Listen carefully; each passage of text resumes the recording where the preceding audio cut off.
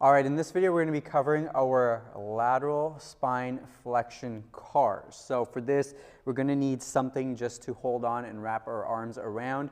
We can also just wrap the arms around the shoulder. Either way works, or you can even use a Swiss ball or stability ball. And we're going to need that yoga block to pin our hips against the wall there.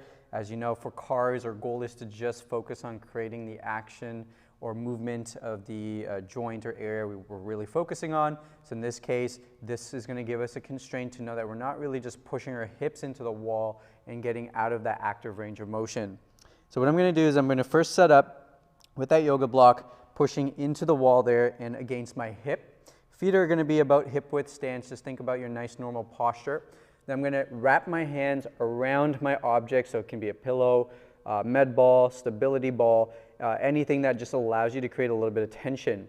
Head is going to be stacked over the shoulders. I want to get that nice stack, so a little bit of posterior tilt if needed to engage the lower body.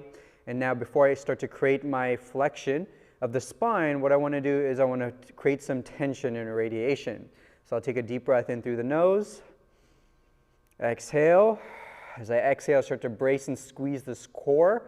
At the same time, I'm going to also engage my glutes and tighten up there. I'm going to squeeze that ball a little bit harder as well, and I'll lightly tuck the chin in. Now the action that we're creating, I'm going to side bend or laterally flex my spine, so I can think about trying to bring my shoulder, so in this case the left side, towards that left hip. I go as far as I actively can without leaving, while maintaining that pressure here against our yoga block.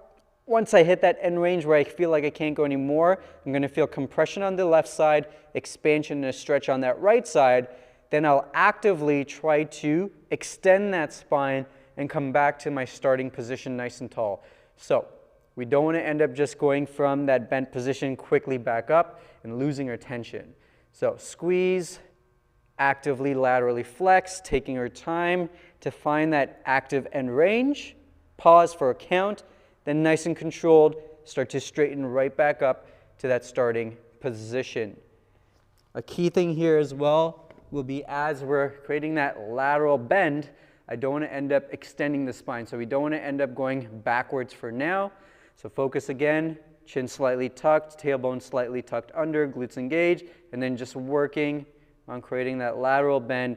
If we need to slightly forward flexed is also okay. Just avoid overextending for now.